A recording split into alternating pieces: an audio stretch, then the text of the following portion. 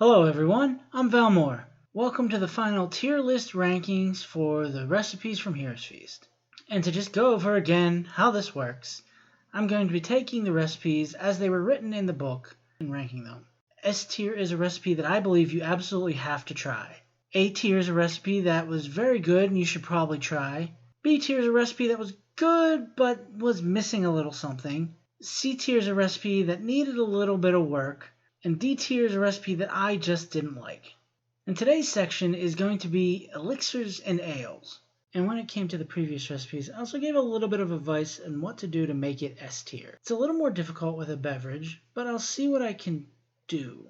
Because as I've been saying throughout this, you should change up the recipe so that everything you're making is S tier. Now, due to issues with my phone and the growing pains of working on this channel, making these recipes and sharing everything, I don't have the beverages separated. Like I said, in some of the earlier recipes, I didn't take separate pictures. And then with some of the later recipes, I may have forgotten to take a picture. And so I didn't have pictures of probably about half of the drinks by themselves. So they are going to still be paired with whatever else I had cooked them with. And so without further ado, this is my tier list ranking from Heroes Feast, Elixirs, and Ales. Let's get started. So up first is Par-Salien's tea, and I'm going to give this an S tier. It was a delicious mint and ginger tea flavored with a little bit of honey. It's absolutely something I would drink again, especially if I were sick. And it was just fantastic. And coming up next is mushroom tea. So this one was very interesting, because while I thought it was delicious, it's not exactly what I think of when I think of tea. In fact, it's basically that soup they give you when you go to Ichiban. It's a broth with a little bit of vegetables in it. Like I said, delicious. In all honesty, I don't really know what I would change to make it an S. Probably just treat it like a soup. And the next recipe is Evermead. And this was basically a non-alcoholic mulled wine. It had that sweetness of the blackberries and the spiciness of the cloves and cinnamon. And like I said, it was a wonderful replacement for a mulled wine. And then coming up next is Dwarven mulled wine. Again, this one's an S. Those warm spices, the hot beverage, it's a fantastic drink on a cold, cold night, or for the dwarves when you're deep underground away from the forge. And it was just delicious and deserves the S ranking. Coming up next is cocoa broth. This was a wonderful hot cocoa spiked with a little bit of coffee. It had a nice little bit of sweetness with a little bit of kick from the cinnamon and cardamom, and was just delicious. Now, the next recipe from the book is hot spiced cider. This is what it sounds like. It was hot cider. There was cranberry juice in it, which I'm not aware that cranberry juice goes in that, but it was good and had a lot of that spice you expect from something like this. I think what I would have done to make it a little better is splash of bourbon, but probably just not one of my favorite things to drink. Cider in general is just not something I drink that often. Now, up next is Goodberry Blend. This was a blueberry smoothie. Again, it was very good, but I think it was missing a little bit of a more creamier element. I like my smoothies to have a little bit of yogurt in them, to just give it a little bit more body, and this didn't have that. It was just the frozen fruit, spinach, and orange juice. But again, just not one of my favorites. So up next is Delayed Blast Fireball. This spicy cinnamon bourbon was delicious. It was slightly sweet. The red pepper flakes gave you that little bit of heat, and the cinnamon just added that aroma and spice. If you like the cinnamon whiskey they sell at liquor stores called Fireball, it's the version of that it wishes it could be. Now, coming up next is the Mindflayer. This is an icy ginger and grape vodka.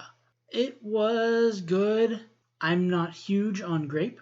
It's not a flavor of juice or anything that I generally like to drink. I'm also not big on vodka. It's fine, but I prefer just about any other alcohol over it.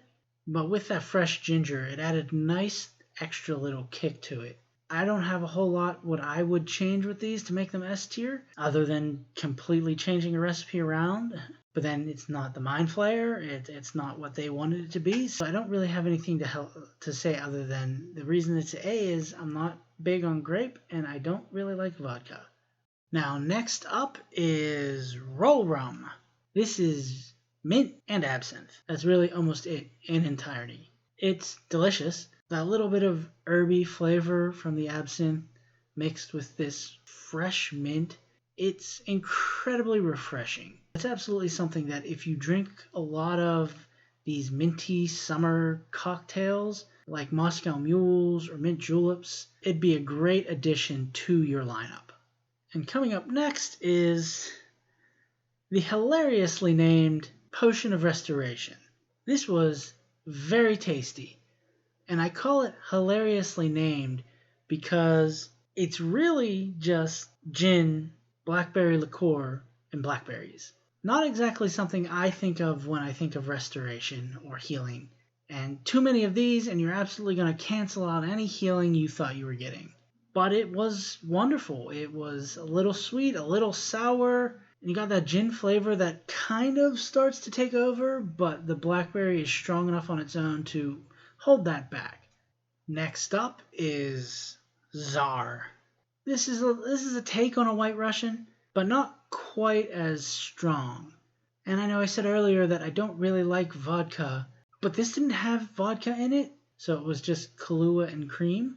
However, it did have an absolutely delicious amaretto whipped cream that was on top of it that I've used since then in other recipes. But like I said, this was just milk with a little bit of Kahlua in it. Not bad, but I think could have just been handled a little better. And the final recipe from the Elixirs and Ales section is Chultan Zombie. This is an amazing fruity rum drink that just gives you tropical beach vibes.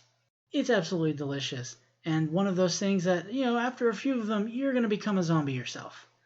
And so with that, these are the rankings. I'm not surprised that these drinks were all very, very good.